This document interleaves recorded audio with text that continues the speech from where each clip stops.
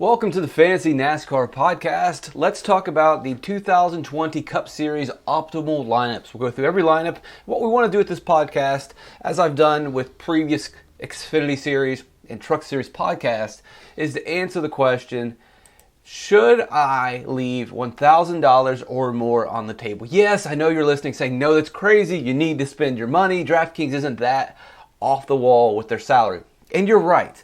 But I'm sure you've been sitting there once upon a time building lineups. Typically, you're building multiple lineups.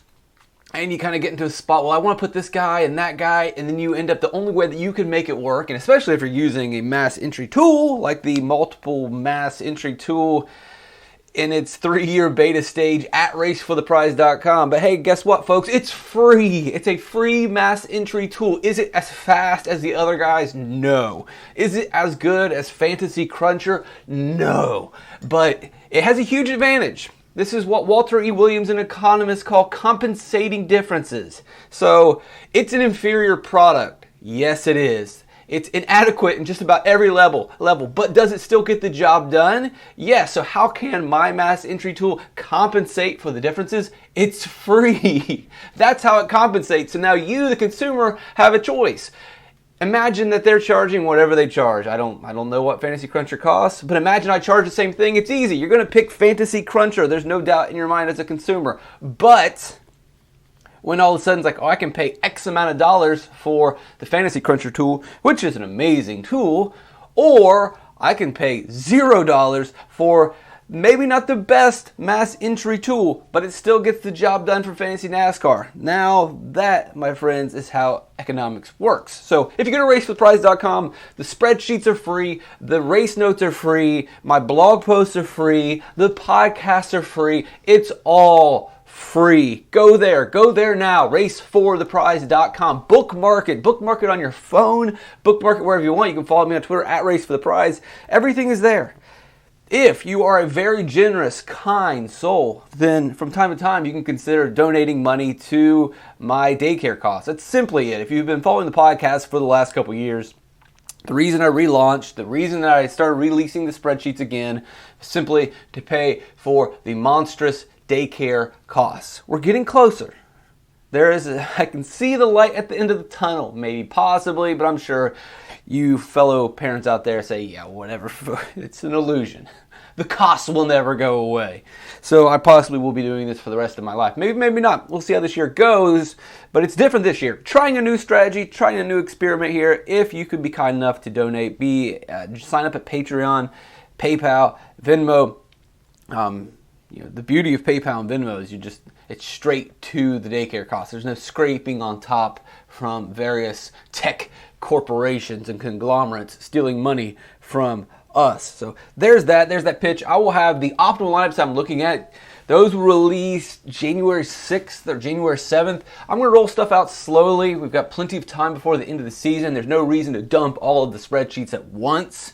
And I'm going to work on some of the organization with the website and tinker around with what's going to be the best format to find the information. Right now, it's just a very simple raw, all right, here's where the spreadsheets are, you click on spreadsheets. Here's where the notes are, you click on notes. You're going to have to scroll, or you can use the search function in the right menu at the blog. So there's a search bar or a search box in the right side at racefortheprize.com. So if you're looking for optimal lineups, you type it in, it's going to pull up the blog post where that information. That's an easy way, but I do want to kind of reconfigure the menus to help you find certain information easier. But anyway, that's a little behind the curtain nonsense that you don't really need to care about. Unless, of course, you were bugged by it not being the most beautiful website, which it probably won't be the most beautiful website. Without further ado, let's talk about some of these optimal lineups. How many times last year in 2020 season did the optimal lineup leave more than $1,000 or $1,000 or more, which is a big no-no in fantasy sports, DFS, Fantasy NASCAR as well? You got to spend your money. But under rare or odd circumstances, sometimes the door is open because of pricing issues or crazy events during the race, whatever, that sometimes it happens. Now, it happened more, or at least I haven't dug into the data, but it seems to be that this happened much more in 2019, 2018, and previous years, because in the past, pricing happened well before qualifying.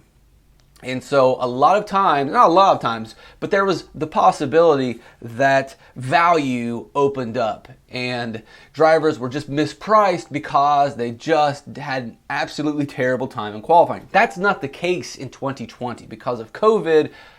Starting grids were set before pricing came out. That meant pricing was much tighter. That meant pricing reflected the possible point totals, the upside of drivers. So, typically, like, for example, you get like Jeffrey Earnhardt could be any, well, let's think of a Cup Series driver. I think a perfect example would be Christopher Bell, who's probably, based on skill in car last year, a $7,500 to $8,000 driver. You can argue with me. I'm just throwing a number off the top of my head. I probably have his average salary right here in this spreadsheet, which will be available, I believe, January 7th. I'm going to post it on the blog. I'm not sure. I can find his salary. So now this is kind of I really would want to look at Christopher Bell's salary before COVID, but that's too small of a sample size. Well, let me just tell you what his actual salary was. If I had to say, without looking at it, and you can probably play along as well, what would you say Christopher Bell's salary should have been based on being a rookie in not technically JGR equipment, JGR allied equipment with the Levine family racing? I would argue $7,500 to $8,000, depending on the race course. Now, we're not saying where he's qualifying at. In the past, we couldn't have that argument. Well, this year, now all of a sudden, that's got to get baked into the price. NASCAR or DraftKings wants to do that to try to spread ownership out as much as possible. And because pricing is a little tighter, it's not as easy to jam in some of these obvious value plays. Well, because of that, you spend all of your money. And because you spend all your money, you don't have money left on the table. In previous years, there would be value that pops up because of qualifying, and that would open the door to leave extra money on the table. So Christopher Bell last year, his average salary was $7,900. So I'm right there in the mix. But let me just point out a couple races here. Let's just look at the outliers. I forgot the curve, the bell curve. Well, where was he well above that? A standard deviation or two. Now, I haven't run the standard deviations of his actual salary. I'm just jumping off the top of my head, assuming that the median price, even though it's an average, $7,900. $9,300 at Homestead, starting in the back. $9,700 at Talladega, starting in the back. He was always starting outside of the 36, if you remember correctly. $11,100 at Pocono. Even $8,800 at Pocono 2. $11,500 at Indy. $11,200 at Kentucky. $91 at Texas. $81 at Kansas, not too far off. $10,100 at New Hampshire. $9,900 at Michigan. He's not an $11,500 driver, but if they don't price him up to $11,500 and he's starting dead last in a JGR allied car, then people are going to pile their ownership onto Christopher Bell. And if I'm not mistaken, in one of those races, Christopher Bell actually was in the optimal lineup. He was in quite a few optimal lineups, surprisingly. Well, it's not surprising considering he started in the back all the time. Pocono 1 and Indy are the ones that jump out. So thanks for joining me here as we go through all this crazy data. And you can go through it too at your own pace, at your own leisure. You just go to racefortheprize.com and it's free. So Pocono 1, he was in the optimal lineup and he was priced at $11,100. As I live and breathe, Christopher Bell, $11,100, the most expensive driver on the slate by $700. In all fairness, we have to remember that Pocono is a race with not very many laps, not very many fast laps, not very many laps led, and if two drivers suck up all those fast laps and laps led, it's going to open the door to whoever can score points. If all the other drivers really can only score finishing position points and their place differential is limited, then it pretty much leaves the door wide open for Christopher Bell, who can score finishing position points and also has the opportunity to score 20 to 30 place differential points.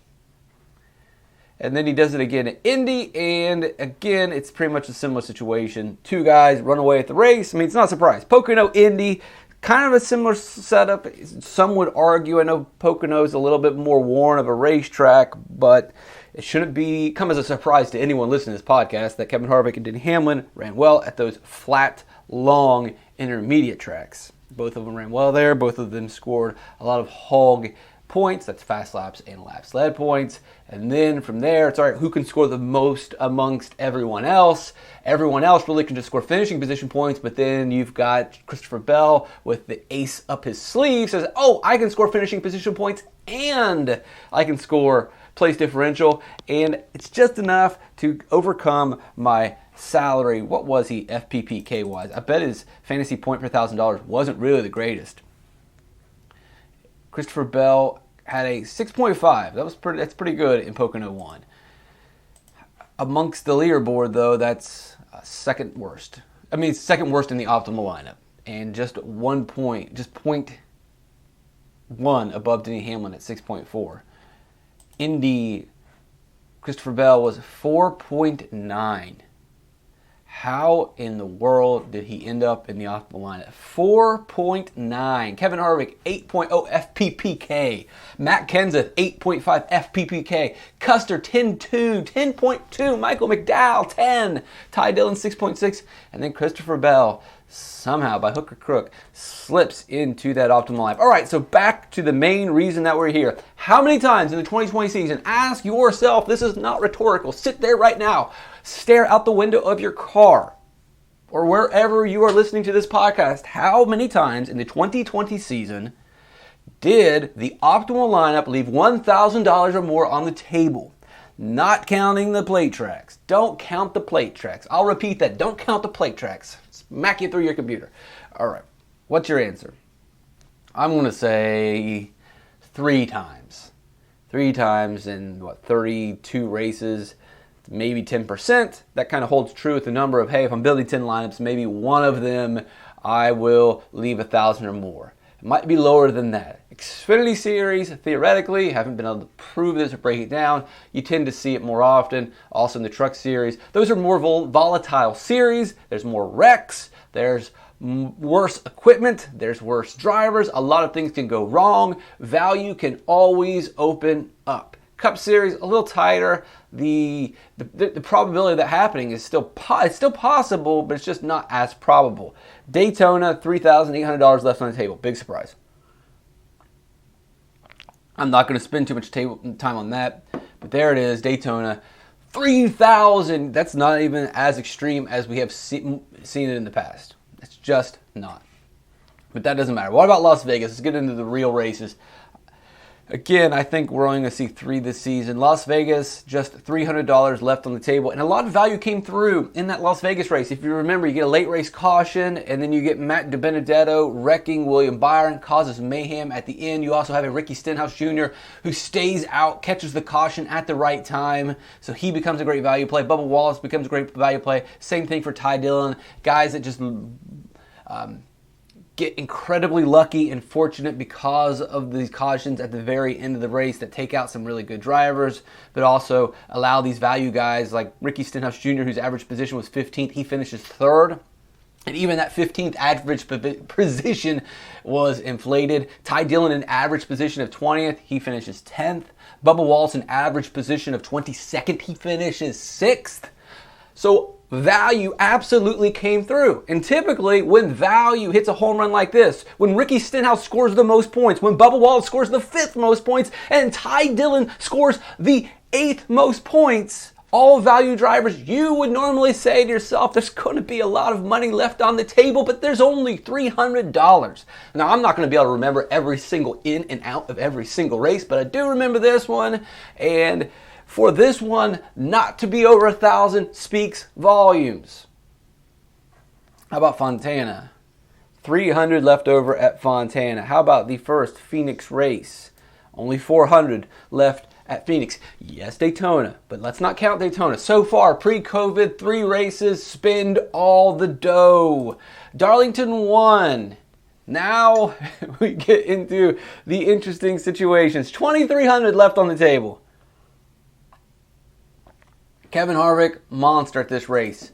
Alex Bowman, monster, $9,000 price tag. So he wasn't underpriced. That doesn't explain the giant disparity between spending and not spending. I don't think I want to say disparity. I don't believe that's the word I want to use. Tyler Reddick, 22 place differential points. Tyler Reddick, $7,200. Tyler Reddick starting 29th, probably underpriced. John Hunter Nemechek has a career day at $5,900, starting 34th. Probably underpriced, but I can't fault DraftKings for pricing John Hunter Nemechek at $5,900. And then Ty Dillon also, he starts 33rd, $5,600. I have no problem throwing NASCAR into the bus. You want to argue over John Hunter Nemechek? We can. Probably should have been priced a little bit higher, but we're talking about hundreds of dollars. Ty Dillon at $5,600, starting 33rd, makes absolute no sense. We've seen DraftKings price him up to $6,500, and when they price him up to $6,500, in the past it's because he's been on rolls, because they can't set his salary in previous seasons based on the starting grid. They've never had this opportunity. Well, here they did. They knew Ty Dillon starting 33rd. If there was ever a time to price him up, this would have been it. They did not. I could say maybe $1,000. $6,600 is where I would have priced him. Let's see if we look at salary. Did Ty Dillon ever get around $6,600 in the 2020 season? I would imagine so. And the answer is yeah. A couple weeks later, Ty Dillon was $6,700 at Homestead, $71 at Talladega, $72 at Pocono, $7,000 at Pocono 2, $68 at Indy, and that's where he pretty much remained until the later part of the season, where he was around a $6,000 driver as his starting position kind of leveled off in the 20s, mid-20s, and he was also not performing very well. So this was clearly a salary mistake, but even so, that maybe explains $1,000 worth of difference. That takes us down to maybe $1,300.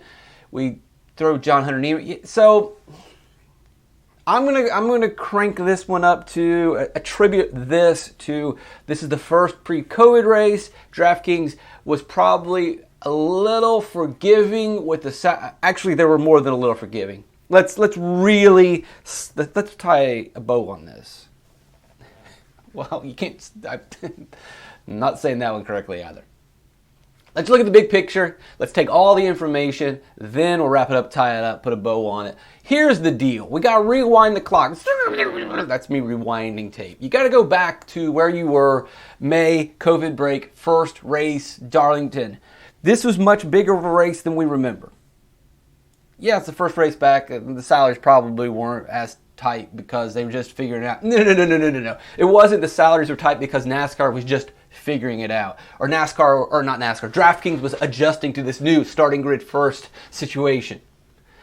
This was a case of, this was the only DFS sport in town. Everyone, I was doing radio stuff, which is a very rare situation anymore, where they bring me on and I go and talk about the upcoming, they had an article, Jeff Gluck interviewed me. Doesn't happen very often. Typically, the only time I ever get brought in or DraftKings pushes me around on the PR tour is when Daytona's happening, or there's a big race happening, or something needs to get promoted that's really big. Well, this was another example of it being really big. There wasn't any other sports. This was the only DFS contest. Everyone was pouring in, and so DraftKings, knowing that they're going to pour a bunch of new casual fans into it, didn't want the game to be too difficult. They didn't want the game to be too hard, so the salaries were slightly loose, slightly forgiving in some spots, and that's the Ty Dillon situation. That's the John Hunter Nemechek situation. That's probably also explaining the Tyler Reddick situation. Where I stand, Las Vegas, Fontana, Phoenix, no, you didn't leave money on the table, and I'm even going to go a step further and say I'm not counting this Darlington race. If you want to count the Darlington race as an example that sometimes you need to leave money on the table, if you want to use Darlington 1 to defend your future choice to leave money on the table, then fine. I'm not going to do that. There's too many asterisks. There's too much going on with this specific DFS contest to do that. Darlington 2, $300 left on the table. Charlotte 1, $200 left on the table. Charlotte 2, spend every last dime. Bristol 600, and Bristol can sometimes be chaotic, and Bristol can sometimes take out the expensive drivers and open the door for the value, but it did not happen in Bristol 1. The optimal lineup was Kyle Busch, Brad Keselowski, Eric Jones, Christopher Bell, Bubba Wallace, Ryan Preece. It was a crazy race where Denny Hamlin should have been a hog Rex at the end. Chase Elliott should have been a hog Rex at the end. Joey Logano should have been a hog Rex at the end. If you somehow managed to avoid those 3 landmines and randomly decided to build a Kyle Busch lineup last minute based on him driving the Skittles car along with Brad Keselowski on the front row, then you won that GPP. I don't know who was lucky enough to do that, but I will tell you one thing. That guy just got straight lucky and should claim no skill whatsoever. Atlanta, $100 left on the table. Martinsville, $1,200 left on the table. Technically, there was 2 variations of, oh no, that's right, the winning lineup. So the winning lineup in this GPP, this is always crazy for me to look at. I put this in the notes for whatever reason. The winning lineup scored 465.25 points. So you won the GPP with that. The optimal lineup scored 512.25 points. The winning lineup was 50 points lower than the actual optimal lineup. 50 points. That's 10%. That's insane.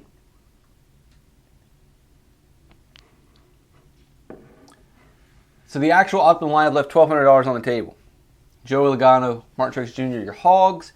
Then you got Bubba Wallace comes through in what was a really weird Martinsville night race. Matt DiBenedetto at 7,000. Michael McDowell at 5,100. Man, I can't believe it's crazy. So there it is. You got to put one down. There it is. There's one so far. If you're scoring at home, Martinsville, I'll put it on my post-it note. No other way that you can slice that. That is exactly, let me see, how much did the actual optimal lineup, how much money did they leave on the table? The winner chicken dinner with a Brad Keselowski that doesn't do anything for the guy. The guy that won left. So that's really what I wanted to see there. Wait, no, did I click on the wrong ones? No, it's the same thing. Yeah, so the actual optimal lineup, but it didn't get played at Martinsville, left $1,200 on the table. And the guy that won, his lineup also left $1,200 on the table. So the guy that won the GPP had the guts, had the courage, had the cojones to leave money on the table. So team, leave money on the table. That's a big victory for you. It's one thing to theoretically say, well, the optimal lineup actually left $1,200 on the table, but no one built it. Well, here is a prime example of someone building a $50,000, $100,000 winning lineup and leaving $1,200 on the table. More than likely played multiple entries. I mean, I can't imagine that this guy's like, I'm going to build one lineup, and that one lineup is going to leave $1,200 on the table. But hey, whatever. You got to give that guy credit if you're out there listening. Probably not listening, but let's give a little bit of applause to the man or woman, or let's just not open that door, to leave money on the table. Moving on. Homestead. Spend it all. Talladega.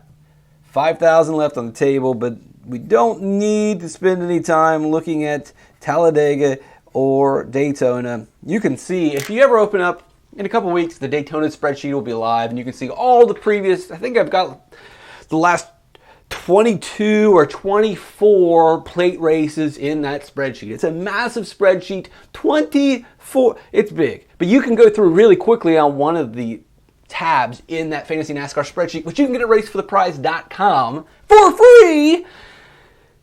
There's a tab where you can see I think the salaries are on there. I can't remember. You can flip through, but you're going to see that all of the optimal lineups typically have, I would say at least 95% spend less, or leave, what am I trying to say?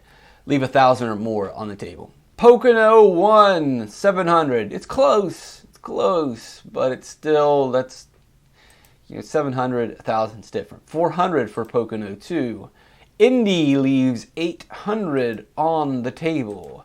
Kentucky 1,000. And so this is what you have to watch out for. So we've got the Martinsville race, which was kind of weird if you remember that Martinsville race. Some of these good drivers just had really bad runs. They just completely missed the setup at the very beginning, which isn't unheard of. I don't know if it's going to be unheard of moving forward. It wasn't unheard of to see, hey, we're racing at Martinsville at night for the first time ever without practice, and we've just got to guess on this setup. And so a lot of drivers just missed. Brad Keselowski struggled. Ryan Blaney struggled. Got lucky to get a lucky dog. Same thing for Brad Keselowski. Got lucky to get a lucky dog. Denny Hamlin absolutely struggled and was never able to get back on the lead lap. So you saw a lot of really good, really valuable, expensive cars at that Martinsville race just have a poor race at the very beginning, and they were never able to overcome that very early, I guess, setup mistake. So Martinsville, you can kind of explain away why we would have $1,200 left on the table. We can explain why this Kentucky race is leaving money on the table. It's because of all the cautions at the end of the race, which then opens the door for Cole Custer. You get those restarts. And so it's not unfathomable. It's not unheard of, fathomable. It's not. You know what? I listen to these DFS podcasts for years. I've been doing this, and one of the things that frustrates me is that people. Well, there's two things. So since let's get the soapbox out, folks. All right, thank you for joining me here at RaceForThePrize.com and donating, you generous people. So now you get to be subjected to another famous rant. So it frustrates me that people say frustrate. It frustrates me. I understand that not all of us learned phonics in preschool. Maybe I'm being insensitive. There could possibly be some sort of disability, or it could be a linguistic issue based on, it could be ethnicity. I'm not sure. I'm unfamiliar with this.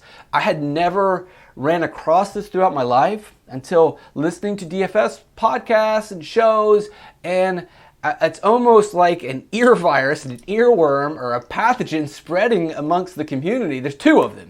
One is frustrated. It's frustrated. It frustrates me that people say frustrate. Just look at the word. I know it's not easy. It's not easy, but guess what, folks? The English language is not easy, especially when you do these podcasts. I make tons of mistakes, and you're more than welcome to call me out. I do a lot of talking every single day, and to speak clearly and to speak in a voice that's appealing is not something that I'm very good at, but I try to enunciate as clearly as I possibly can and try to limit my accent as much as I possibly can. It comes and goes. It's here and it's there. But I, at the very least, try to phonetically enunciate the words correctly. And there's an R in there, folks. The number 2. This one's bigger, and this one's out of control. And my theory is it's a millennial, even though I am an older millennial or a baby Gen Xer. I'm built right in that, maybe I was born right in that gray area where I still had an analog childhood. So I feel very much like a Gen Xer, and I don't really have as much of the digital internet life growing up as the millennials. Either way, who cares about that story? But my theory is that this next mistake that is prevalent in the DFS community is a millennial thing.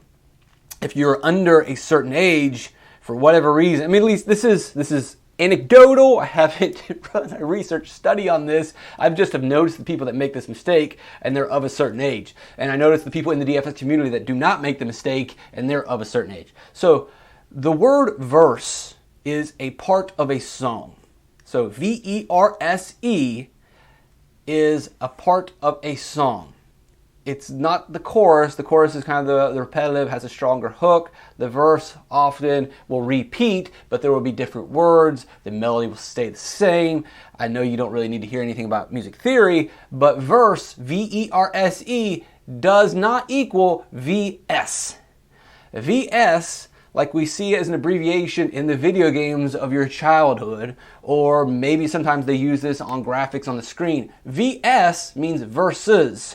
So if I were to say the Chargers versus the Bills, that is correct. If I say the Chargers versus the Bills, that is incorrect. That is, I'm using a word that doesn't make any sense. Now, I'm sure a millennial will say, nah, man, that's slang. Nah, man, that's wrong. That's incorrect. That's ignorance. It's one thing to make up a whole new word entirely as slang. That's fun, that's neat, that's interesting. But when you take a word, it's a mistake that has been carried on and you didn't realize it. Now people have realized it and they just go with it, or they just pretend that no, it's slang. No, it's a mistake. You're supposed to say versus. Versus. Eric Almirola versus Cole Custer. Sub-Zero versus Scorpion. The Phoenix Cardinals versus Tampa Bay Buccaneers. Not verse. You can say VS. You can say V, but don't say verse. It makes me just not, and I'm not saying it's cringe because I'm not a kid, but it does make me cringe to hear that in podcasts. And it reminds me of years before when people were saying ratchet all the time. And then when you explain the word is wretched, and somewhere along the line you kids messed it up and you heard it incorrectly, and then you started repeating, a ratchet is a freaking tool. No, it's just a cool way of saying something's bad. No. One of you fools have mistaken the word wretched for ratchet. You obviously haven't read the Bible. You freaking sinners. Anyway, so there's the soapbox. Big takeaway. Frustrated versus. Frustrated versus. If you're listening along, practice. Maybe you don't have a podcast. But at the very least, I want to make sure that every time you listen to any DFS podcast moving forward, you want to swerve the car off into the ditch, into the void. Just end it all. Never got. Stop saying frustrated. Stop saying verse. Pounding on the steering wheel. Cursing the wind. So there it is. Now you can live my miserable existence. Now that that thought has been planted in your mind. Maybe you are. I hope you already noticed it. Back to the Fantasy NASCAR podcast. Kentucky leaves $1,000 left on the table. The main reason for that would be Cole Custer's surprise win, and that's really it. If Cole Custer doesn't have this magic day, then you don't see that happen. And his magic day then negates who gets kicked out of the optimal lineup. Everybody else. Truex is still in there. Also, well, it's two things. So again, it's still a possibility. Anything can happen in these races. I'm going to write it down. Martinsville, $1,200 left on the table. Kentucky, $1,000 left on the table. Two big things. Eric Almirola has himself a day, and he's $7,300. 18 fast lap points, 32 laps led points for Eric Almirola. 11.2 FPPK. Cole Custer, 28 place differential points, 6,900 starting 29th, probably priced too low, wins the race. That's what happens. It can happen. It's a possibility. So far we've got two. About halfway through the season, we're running a little bit over what I normally predicted. Texas, 200 left on the table. Kansas, 300. New Hampshire, 300. Michigan, 200. Michigan 2, 200. Daytona Road Course, 400. That's what I would expect. In the Xfinity Series Road Course, a lot of money is going to be left on the table. Those guys are nut jobs. Truck Series, maybe, maybe not. I'm pretty sure in the Truck Series it didn't happen. It wasn't as volatile. But in the Cup Series, these guys know how to drive. There's going to be some mistakes, but overall they're going to be respectful. I don't envision the Daytona Road Course being a wreck fest and leaving a lot of money on the table. Dover 1, 11,100. That is interesting. I do not remember this race. Full disclosure. It's one I'm going to have to watch again. What happened here? Denny Hamlin has a monster day at 10,200. Martin Truex Jr. has a pretty solid day, 11,100. Austin Dillon at 8,700 scores 23 hog points.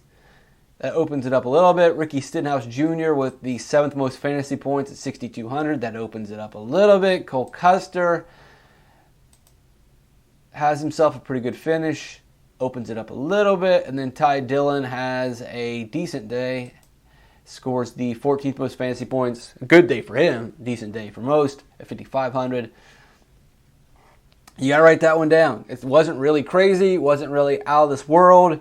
I don't remember any peculiar events. Maybe Ty Dillon got a lucky dog. Maybe Ricky Stenhouse Jr. got a couple lucky dogs. I can't remember completely, but it's definitely an example. So far we got Martinsville, $1,200. I attribute that mainly to setups, but it's still a possibility when you're building in the future. Maybe not as much specifically at Martinsville, but overall big picture, it can happen. Kentucky, $1,000. The Cole Custer magic at the end, Eric Almirola having himself a pretty awesome day. It can happen. Again, I'm not necessarily going to say, oh, we're at Kentucky, I need to leave money on the table. But big picture, it's a possibility that if I'm building 10 lineups, maybe I need to have one or two because anything can happen. Dover, $11,100. Again, not going to attribute this necessarily to Dover, but it can happen. Value could score. Dover, 2, $400 left on the table. Daytona, 2, doesn't count, but only $1,000. That's surprising. Daytona, only $1,000 left on the table. But that'll happen when you got to spend $8,600 for Brendan Gaughan. He gone. Thank good. Well, there's rumors that Beard Motorsports is going to run. I think Noah Gragson is going to be in the car, but I wouldn't be surprised to see Brendan Gaughan come out of retirement for the 17th time so that he can retire again and have all these articles and get all this press about, man, we're going to miss you when you're gone, Brendan Gaughan. We're going to miss you when you're gone, Brendan Gaughan. The guy has retired so many times. This guy's retired more times than Ric Flair. He's lost more loser leave town matches than the Brooklyn Brawler. Darlington 3, $500 left on the table, and Ryan Newman's one sole optimal lineup appearance of the 2020 season. You probably didn't know that. Thanks for tuning in here. Fantasy NASCAR Podcast, iTunes, Stitcher, Podbean, Spotify, YouTube, all these different platforms. Subscribe, share, like the videos. If you're feeling extra generous, Venmo.com. PayPal, Patreon, the information's in the link below. You can always just go to racefortheprize.com, get access to all this for free. And one of those free little notes I just gave you, and there'll be a blog post about this soon. Ryan Newman was in the optimal lineup just once in the 2020 season. Call it a day, sir. Hang it up. Walk away. You literally had the opportunity to walk away. Walk. You can walk. Walk away. One optimal lineup in 2020. This was a chalky day for him, starting 31st, 7,200, not super chalk, and we saw the Ryan Newman chalk blow up because he was only optimal once. Darlington's a no. So far, Martinsville, Kentucky, Dover. Put the asterisks if you want to have the asterisks, but either way, it can happen. Richmond, we have 500 left on the table. Bristol 2, 100 left on the table. Las Vegas 2, $400 left on the table. We're going to Talladega. You know it, and we all know it. $8,700 left on the table. $8,700 left on the table. The most expensive driver in the optimal lineup was a $8,900 William Byron. You got a 63, a 79, an 80, a 48, an 89, and a 54 for $41,300 spent. Wow. But it doesn't count. Obviously, plate races leave money on the table regardless of if DraftKings knows the starting position or not. It's a wreckfest. The Roval, $100 left on the table. Kansas 2, $500 left on the table. Texas 2, not a dime left on the table. Spend it all. Martinsville 2, $400 left on the table. So far, we're very close with one race remaining. One race remaining in the season, and guess what? Remember, at the beginning of this podcast, I said predict how many times will the optimal lineup leave $1,000 or more on the table. And I didn't cheat, folks. I did not cheat. I said 3. 3 for 32 non-plate races, around 10%, which is typically what I said. About 1 out of 10 lineups, if you build it, leave extra money on the table. Let's see, is Phoenix going to let me down? I don't think it is. It was a pretty chalky race. Phoenix spends every last dime, $0 left on the table. Ding, ding, ding, ding, ding. Winner, winner, winner. Martinsville, Kentucky, and Dover. Martinsville, you can put your asterisks next to it. Kentucky, I don't think there's any asterisks. It's just an example of anything can happen. Dover, again, an example of anything can happen. Also, if you really want to include Martinsville, that's fine as well. There it was. All 4 of the plate races left money on the table. Even though Talladega or Daytona 2 only left 1,000, but all the Daytona Talladegas did it. Not a surprise. And then there were 3 Awesome. I'm very proud of myself.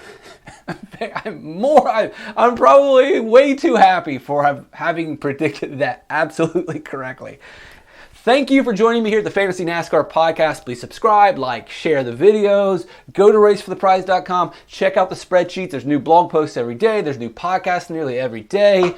Got a lot of things on the horizon. If you can't give right now, that's fine. Maybe in a couple months. Maybe when you hit it big in February. Maybe if you hit it big in March. Maybe you just get a generous normal winning at Bristol or wherever you may be, Las Vegas, and like, well, I could give him $5. I can sign up for the Patreon. Got a lot of things coming up.